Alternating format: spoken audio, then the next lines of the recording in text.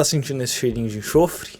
É porque hoje eu vou falar dele, o mais demoníaco dos diabos, a mais flamejante das criaturas de fogo, o Gothmog, o senhor dos Balrogs.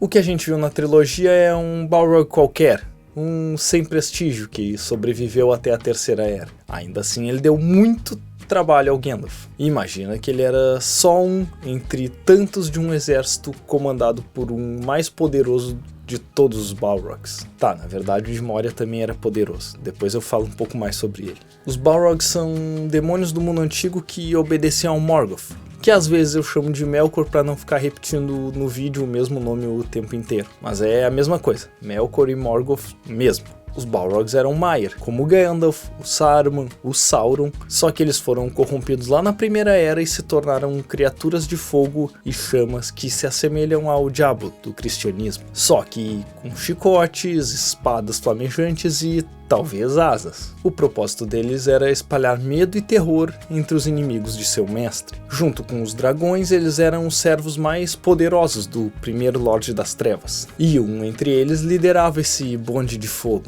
o Gothmog, senhor dos Balrogs e capitão de Angband. Assim que o Melkor rouba as duas luzes que foram as primeiras fontes de iluminação do mundo, os Balrogs vão com ele para sua primeira fortaleza na Terra-média, o Túmnum, também chamada de Udun, que em Sindarin significa inferno. Só que durante a Batalha dos Poderes do Melkor contra os Valar, essa fortaleza é destruída e o Melkor capturado. Com isso, os Balrogs e o Sauron, que era o braço direito do Melkor, foram para sua casa de férias, a fortaleza de Angband.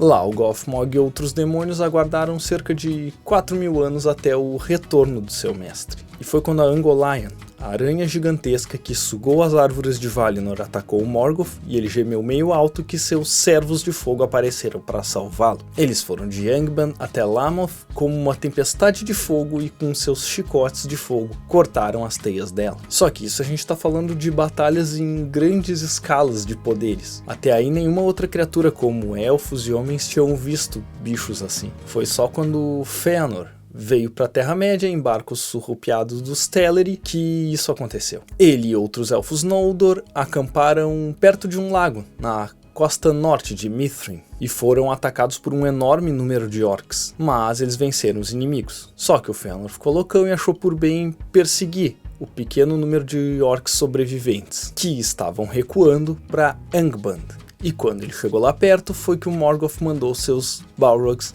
saírem para uma recepção calorosa. E lá nos confins de Dor Daedaloth, a terra do Morgoth, ele foi cercado com uns poucos amigos em volta. Durante muito tempo ele resistiu sendo atacado pelas criaturas, que o queimavam e feriam, mas no final foi derrubado pelo Gothmog. Ele teria morrido na hora se seus filhos não chegassem em seu auxílio naquele momento com reforços. Então os Balrogs o deixaram lá tostado e recuaram para Angband. Em seguida o Fëanor não resiste aos ferimentos e falece. E assim o Gothmog foi responsável por vencer o primeiro rei dos Alto-Elfos. Os Balrogs aparecem novamente na batalha chamada de Dagor Bragollach, no ano de 455 da Primeira Era. Quando os elfos sitiaram Angband, o Morgoth rompe esse cerco lançando rios de chamas enquanto a montanha de ferro expelia fogo e fumaça. O Gothmog e seus Balrogs são mais uma vez liberados ao lado de orcs e do Glaurung, o primeiro dragão da Terra-média. E essa foi uma vitória decisiva para as forças do Morgoth, pois ali muitos elfos importantes caíram em meio a esse caos. Vendo que poderia ser o fim do seu povo, o rei élfico Fingolfin chama o Lorde das Trevas para um combate mano a mano. Ele até perde, mas não sem antes deixar o Morgoth manco para sempre. E aí, desse ponto em diante, ele permanece sentado em seu trono na fortaleza e passa a enviar os Balrogs, orcs e dragões nas batalhas ao invés de ir para lá também. A próxima batalha foi a Ninraeth Arnoediad, que contou com uma grande aliança entre elfos, homens e anãos contra as forças do mal. E é nessa batalha que o Gothmog é nomeado como Alto Capitão de Angband, solidificando a sua posição no exército do Morgoth como um dos mais importantes servos dele.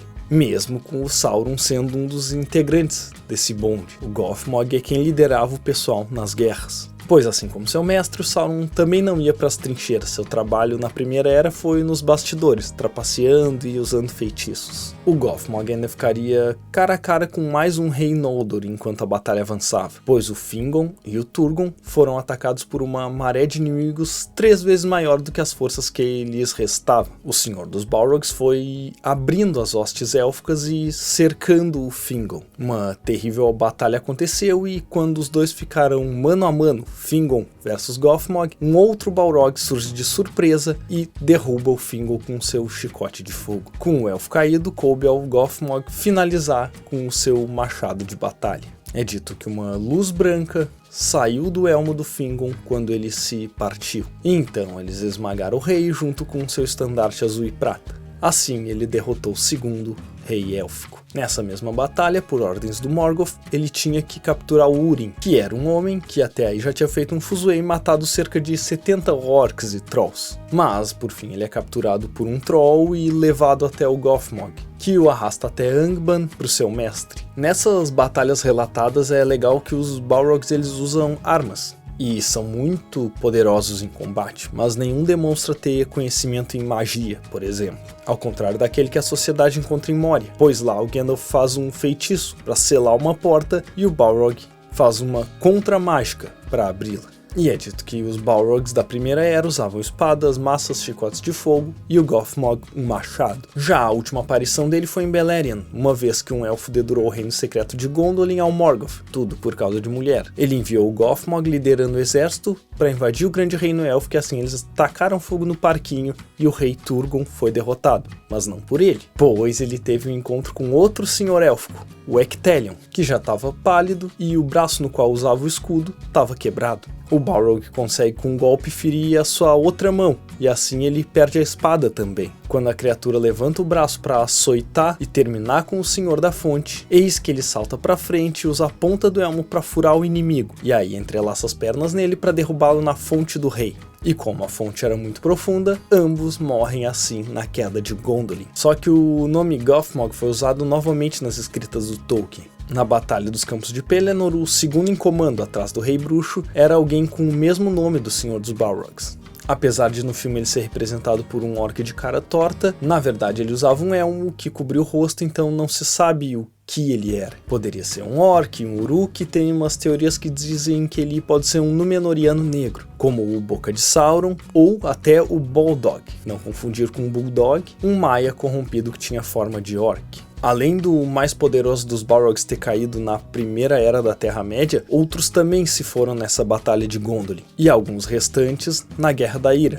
que foi o fim do Morgoth. Só que, pelo que a gente viu, ao menos um conseguiu fugir e se esconder nas profundezas do mundo até ser desperto por uns anãos gananciosos. E sobre ele, que ficou conhecido como a Ruína de Durin, eu falo nesse vídeo aqui.